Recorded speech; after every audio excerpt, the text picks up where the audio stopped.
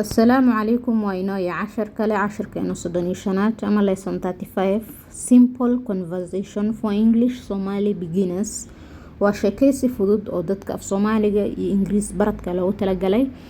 Hi Fatuma, how are you today? Haye iska waran, haye ama iska waran ayaa hay laga wadaa. Faadumo sidee tahay maanta? Today waa maanta. How are you na waa sidee tahay? Hi Fatuma, how are you today? Haye ama iska waran, Faadumo sidee tahay? Hi in af Soomaalihan marka loo fasiro waa haye ama iska waran. Hi Fatuma, how are you today? Haye iska waran, Faadumo sidee tahay maanta? Hi Halima, jawaabta hi na waa hi. Hi Halima, I am doing alright. It's been a quite rainy day. Waan fiicanahay.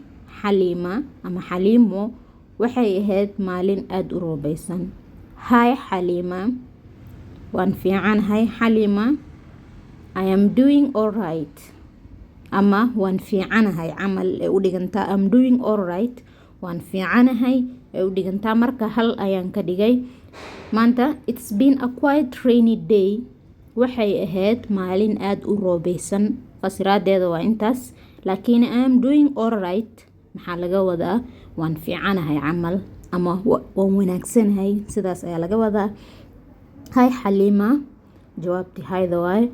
Oh, I know what you mean.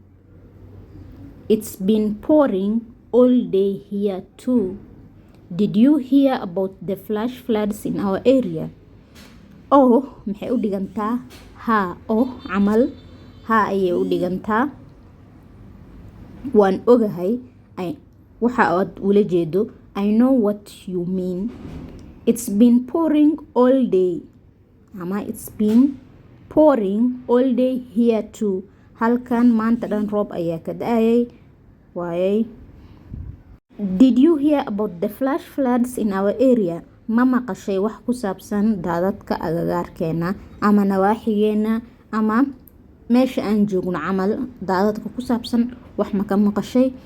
Oh, maxaan dhahnay ha camal ee ula dhigantaa. Oh, I know what you mean. Waan ogahay waxa aad ula jeedo. It's been pouring all day here too. Halkan roob ayaa maanta dhan ka da'ayay ama maanta dhan way roobeysneed ama roob ayaa ka jiray. Yes, it's been quite concerning. I hope everyone stays safe and takes the necessary precautions. Yes, it is been quite concerning. I hope everyone stays safe and takes the necessary precautions. Ha, aad ba u walwal aad ayay u walwal badneed ama waxaas waa arrin murugo leh. Waxaan rajaynayaa in qof kasta uu badbaado oo uu qaato taxadarka lagama maarmaanka ah ama lama huraanka ah.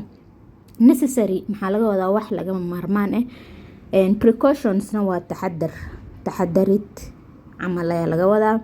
Yes, it's been quite concerning. Concerning maxaa waaye wax oo walwal badan, wax laga murugoodo camal ayaa la dhahaa concerning. Ama concern waa murugo ama walwal. Marka inta waa sentence it's been quite concerning. Aad bay u walwal badneed.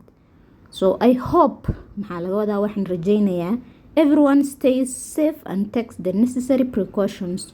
In qof kasta uu badbaado oo uu qaato taxadarka lagama maarmaanka ah ama lama huraanka ah. Yes, it has been quite concerning. I hope everyone stays safe and takes the necessary precautions. Absolutely. It's important to be careful during such weather. Have you experienced any inconveniences due to the rain? Absolutely maxaa laga wadaa dhab ahaantii. It's important to be careful. Waa muhiim in laga taxadaro ama in la taxadaro ama inti taxadar la muujiyo during such weather inta lagu jiro cimilada noocaas.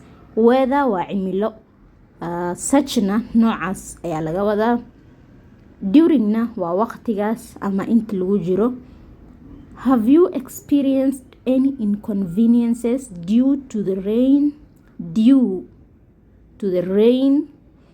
Ma la kulantay wax dhib ah roobka dartiis? Marka luqad walba maxay leedahay meel lagu istaago, meel uu ku dhamaanayo sentence-ka ama kelimada ay ku dhamaanayso ayay leedahay. insha Allah mar ayaan isbari doonaa maxaa la dhahaa insha Allah waa isbari doonaa waxay yihiin xarfaha meesha lagu istaagayo, meesha calaamada su-aalka everything insha Allah waa isbari doonaa. haddaa cashirkan fahm weysay dhawaaqiisa sida inta loogu dhawaaqaa waa ay dhihi kartaa. English Somali Translation Hub ayaa la dhahaa YouTube-keena. haddaad ku cusub tahay fadlan subscribe saaro. TikTok-tana magaceeda hoos ayay ku qoran tahay Saciida Isaaq. fadlan luuq waa igala soo xiriiri kartaa wax su-aal hadaa qabtid ama u baahanta casharo. Absolutely maxaan dhahnay dhab ahaantii, absolutely. It's important to be careful during such weather. So, have you experienced any inconveniences due to the rain? Well, my shop and house got flooded and I had to spend all the day cleaning it up. Well, my shop and house got flooded. Hagaag, well, maxaa laga wadaa hagaag? Dukaankaygii iyo gurigaygii dadba buuxdhaafiyey. My shop and house, shop waa dukaan, house waa guri, got floodedna way dad ayaa soo galay camal ama way buuxsantay ama buuxdhaafiyey. And I had to spend all the day cleaning it up. So marka sidii roobka uu buuxsamay, marka waxaad qofkaas maxay dhahaysaa waxaan ku qasbanaaday inaan maalintii oo dhan nadiifiyo daadkii meesha soo galay, biyihii aan ka tirtiro. That sounds tough. I am sorry you had to go through that. Is everything all right now? All right now. taasi waxay u eg tahay mid adag. That sounds tough. taasi waxay u eg tahay ama u dhawaaqaysaa ama waa fahmaysiin oo maleena mid adag ayay u eg tahay, arin adag camal. waan ka xumahay inaad taas soo martay. hadda wax walba ma hagaagsan yihiin ama wax walba okay ma yihiin. Is everything all right now? maxaa laga wadaa hadda wax walba ma hagaagsan yihiin ama arinka xaaladda sideed way fiican tahay miya camal. waa fahmaysiin, right? That sounds tough.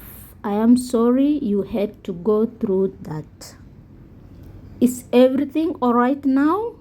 taasi waxay u eg tahay mid adag. That sounds tough. I thank to Allah now. What about you? Alle ayaa mahad leh hadda. I thank to Allah now. What about you? ka waran dhankaaga ama adiga maxaa la kulantay camal ama xaaladaada ka waran camal. I thank to Allah now.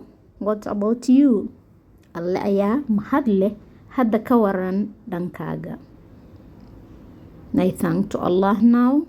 What about you? Alle ayaa mahad leh ka waran dhankaaga. qofti kale ama qofki kale ayaa ku jawaabayo, all praise is to Allah. I don't have any problem now. mahad oo dhan Allah ayay u sugnaatay ama ayaa iska leh, hadda wax dhib ah ma qabo. All praise is to Allah. All praise is to Allah. I don't have any problem now. mahad oo dhan Allah ayay u sugnaatay, hadda wax dhib ah ma qabo. So today's vocabularies, erayada aan maanta cashirkan kusoo baranay maxaa go-aansaday ereyada yar oo yara dhibka badan ama wixii yar oo muhiimka camal u arkay intaan kala soo baxo aan nii fasiro ama gooni ugu bixiyo sida dhaqso luqada sidaasaa lagu bartaa run ahaantii. luqad markaa baran rabtid ereyada cusub ayaa la qabtaa, ereyada cusub markaa qabatid waa baratay. waxyaabo fara badana la kulmi oo ereygaas camal.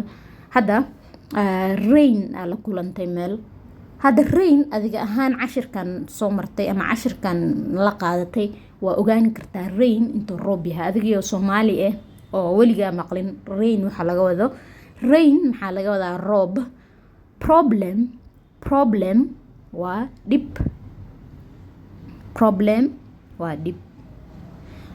floods waa daadad. so flash floods casharka hore ayaan kusoo qaadanay, adiga iyo casharkan le dhexdiisa qaybta hore ayuu ku jira. flash floods maxaa laga wadaa daadadka oo roobka hal mar iyadoo la filinayn iska soo fakanaya. fatahaadna ma la dhehe mooho, laakiin daad oo hal mar le rooba daa wax yar daadkii hal mar loo dadka qaada ama daad far badan hal mar iska soo dhaca ayaa la lahaa flash floods. inconveniences maxaa waaye wax dhibaato ama wax qofka carqalad ku camal, ama wax kaasoo hor istaagaya camal alla, ama wax adiga ku farxin camal kugu dhaceen camal la dhahaa wax inconveniences. convenientna maxaa la wax adiga naftaada ku qanacsanta camal adiga oo ka hor imaanaynin camal alla. fahmaysiin oo maleena sorry af Soomaaligaas ay yara dhumsan. precautions ka taxadiritaan. precautions maxaa waaye taxadarid ama ka taxadiritaan. necessaryna maxaa waaye wax lagama maarmaan inta kuma darin, laakiin necessary wax lama huraan ama lagama maarmaan ayaa lahaa necessary. precautionsna waa taxadir ama taxadiritaanka loo baahan yahay precautions. marka hadda adiga erey meeshan ku dhex aragtay oo maxaa laleeyahay fahmi weysid ama ku yara wareertay, fadlan commentka nagu soo qor, waan kuu soo jawaabeynaa aniga iyo viewerskayga insha Allah. mid ayaan iga codsanayaa, fadlan channelka subscribe iyo saara, like iyo comment iyo share ka iloobina, TikTok iyo YouTube kaba.